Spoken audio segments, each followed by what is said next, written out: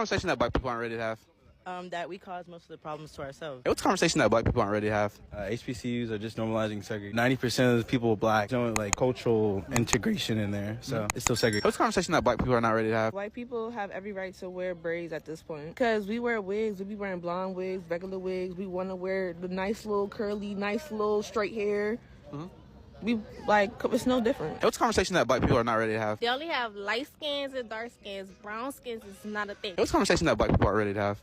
Paternity tests should be mandatory. Why say that? Because too many black women are not letting their kids know their biological father. What's the conversation that black people aren't ready to have? Y'all on your kids severely and then say it's discipline whenever y'all just the shit out of your kid. What's the conversation that black people aren't ready to have? They are overly like idolizing the struggle. Like they feel like just because if a person doesn't grow up with this or didn't grow up with this, they automatically not. What's the conversation that black people aren't ready to have? There's nothing wrong with black men liking other races, and black women's standards have gotten too high for us to keep up with the average black man. They expect too much from us, and we're in school, we're students, so we can't all compete with that. What's the conversation that black people aren't ready to have? I think you should make it easier to support black businesses because I can't drop $25 on a shirt or $60 on a sweatshirt, so I feel like you should make it a little easier. What's the conversation that black people aren't ready to have? Black people are just as racist as white people. Why say that? Because we judge and we have our biases. What's the conversation that black community is not ready to have? That being ghetto isn't cute. Like when I see guys that like sag and just think like, I don't know, it's just not cute. What's the conversation that black people aren't ready to have? Relationships. All females be ready for relationships. They be ready to come with a conversation. But the guy ready to do their thing. The guy not ready for a relationship. Like, I'm from New Orleans, so we really know what it is on there. Like, we straight about business. We ain't ready for no relationship. What's the conversation that black people aren't ready to have? Just because you talk more educated or proper doesn't mean that you're whitewashed. They'd be like, Kylan, why are you talking like that? I'm just like... Wow. Very interesting. Very interesting. So I'm going to try to respond to these as a black man. I know a lot of y'all don't like when I cover these topics, but it is what it is at the end of the day. So I'm a black man. But they had some interesting things, man, saying that the first person was like, black people are the cause of their problems. I wouldn't necessarily agree with that, but a lot of our issues are internal. And we're speaking of black people in America now. This is an American college in Louisiana. They're talking to some younger students for the most part. And a lot of the issues is something that needs to be worked on. And racism obviously has this shadow that covers the black community in America, which many people feel like they're being held back. But a lot of the issues are perpetuated based upon the family unit and dynamic and how you raise the kids overall. So there is some issues that could be resolved with solidarity, if you will. But that's a long conversation in itself, and I'm going to give my reasons or my response to this question that he asked, but I'm going to just go through these first.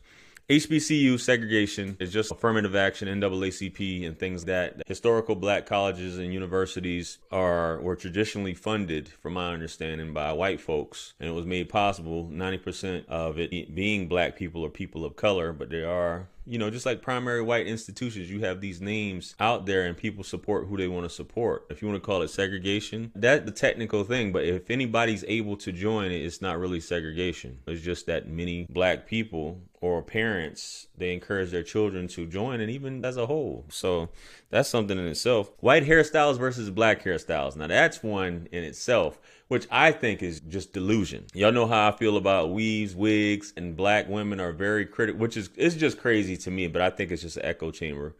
That you can accuse someone of cultural appropriation when almost every black woman you see isn't wearing her natural hair. Almost. I'm not saying, but almost every black woman you see, just walk outside right now and go to the store. Almost every black woman you see isn't wearing her natural hair. She's wearing the hair of another race and proudly flaunts it and all this other stuff. Meanwhile, if a white woman decides to get cornrows, all hell breaks loose because all of a sudden they're benefiting from the hairstyle. But you're saying you can't get a job because of your hairstyle, so you're benefiting from the hairstyle. But that's neither here nor there. That's another conversation, man. Light skins versus dark skins.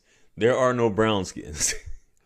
It's just cool to say. This is cool for people to talk about. There's always this versus light skin versus dark skin, which is just colorism in itself that I guess plagues the black community in terms of, once again, solidarity. People come in all shades, flavors, all those things like that. A man said paternity tests should be mandatory because, yes, mothers don't tell their kids who the real father is, which is crazy to me. Why wouldn't you don't want to know? Do you know who your real father is?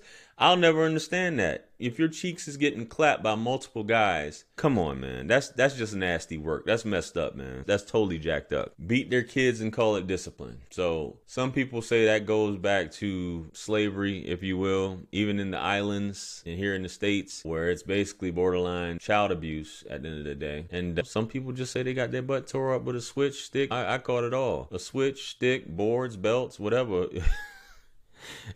And that's just how it was for me growing up. It's not a laughing matter, but idolize the struggle. You're not black unless you struggled is a poison in itself. It's a poisonous mindset. And you have all these different people who trying to prove they're black, who come from good homes, and they end up going into crime and things like that just to try and prove they're down or they're black. And if you haven't gone through the struggle for some reason, you're not black, which is just crazy in itself. Or you had a silver spoon. And I could see if you had a silver spoon and you're doing those activities, there's nothing wrong with having two parents. There's nothing wrong with having a trust set up for you. We got to stop this. And we need to have more families with trust. But black men divesting, that stigma of black men dating outside their race, dating white women, dating Hispanic women. It's cool when black women do it though. But black women, we all know black women prefer black men, just like black men ultimately prefer. Well, they want to be with black women. It's just what comes along with it. And that's a whole different conversation in itself. Not easy to get along with, chip on the shoulder, not willing to help with anything. You're automatically the enemy. Support black businesses. She came from a childish perspective. If you're willing to pay all this type of money on designer brands, wigs, weaves, all this crazy amounts of money on Beyonce tickets, but when somebody says that they are charging $25 or $60 for a hoodie, $25 for a t-shirt, you tripping. Only issue a lot of people say about black businesses is the customer service or not being open during the times, or basically trying to sell the product for extremely higher than competitors. That's a big issue, and that's something that I've come across personally as well. But racist black folks, so that was kind of childish. I don't think it's racist unless you're actually trying to stop somebody of another race from doing something, right? You're using your power or authority, your skin color, to keep someone down or keep someone from progressing. Now, the thing she said was just bigotry. Yes, black people can definitely be bigots. For sure, they can definitely be prejudiced. But racism, being ghetto isn't cute. Again, that's one of those things that is looked at as being cool or to be acceptable. This being ghetto, as she said, sagging your pants, always smoking and having to be loud and all these other things is looked at as ghetto behavior, for lack of a better term. Dudes in relationships, I wouldn't necessarily say that's a black thing. It's just a young thing. Like, you're in college. A lot of dudes aren't really trying to settle down. Women may want relationships. A lot of them don't want relationships, but every man is just trying to clap some cheeks at the end of the day. And she said proper talking. Now, this is always a thing. You're trying to talk white. You should talk like us. You're trying to talk white, or you're trying to sound white. And that's a whole nother conversation I've had in the past in reference to when you're trying to talk or change the tone of your voice, i.e. when you have bass in your voice and you're trying to talk high pitched to fit in, that's something different. But talking proper, this is English that we're speaking, and this isn't even proper English that we're speaking. This is American English that we're speaking, right? But I digress. So I want to address a few things that I feel in terms of the conversations that black folks aren't really ready to have seriously, to have a serious sit down in terms of the community overall for the betterment of black people and the success of black people. I think one of those things is snitching. Telling you see somebody doing crime, and you just allow it to fester and propagate in the community, and before you know it, it just perpetuates itself because there's a stigma about snitching and working with law enforcement instead of keeping your neighborhood clean and not letting crime run rampant. That's the way to build great communities. It's the no snitching thing out there, so we get it. Being a Democrat, if you're black, you have to be a Democrat, and you have to routinely vote for a Democrat that really doesn't get much done for you, as opposed to either not voting at all or raising up your own candidate, building your own candidate, grassroots, supporting them, getting involved with super PACs and things like that to get things done. Financial investing, I think we talk about that a lot, but actually putting it into action and really as a whole, I think it's a conversation, but it's not, I don't think it's a serious conversation. You see people flashing every now and then on social media, but actually having that and putting it out there. And I think a lot of times that starts at church for the people who are still attending church to instill these things. The gangster culture, and I think they already spoke on that, the gangster culture is not pushing the black community forward in America. It's basically degrading, it's basically violent, it's basically allowing crime to perpetuate. Not that other communities aren't involved in gangsterism, if you will. You look at, when you talk about gangsters in the United States now, in the 2020s, I'm not talking about the 1930s or 40s, you're looking at a lot of these gangs, drills, Bloods, Crips, so on and so forth. So I think that being a stand-up man is definitely important. Masculinity, but not just terrorizing your community or talking about killing another black man. Solidarity is the most important thing. I think that's going to be the way for the elevation of the black community in the United States. And I could go on with that, which I don't want to be talking too long. But customer service, we run into customer service a lot of times. And I think this, once again, with holding people accountable what they're doing, because a lot of times with customer service and black businesses, as she said previously, you run into a lot of issues. You run into just doing your job, getting what you paid for, calling in on the phone or calling up to a company and trying to get something done a lot of times. It's just how you talk to people, how you conduct your business, providing a great product. And that's what contributes to the longevity of a business and how successful it's going to be at the end of the day.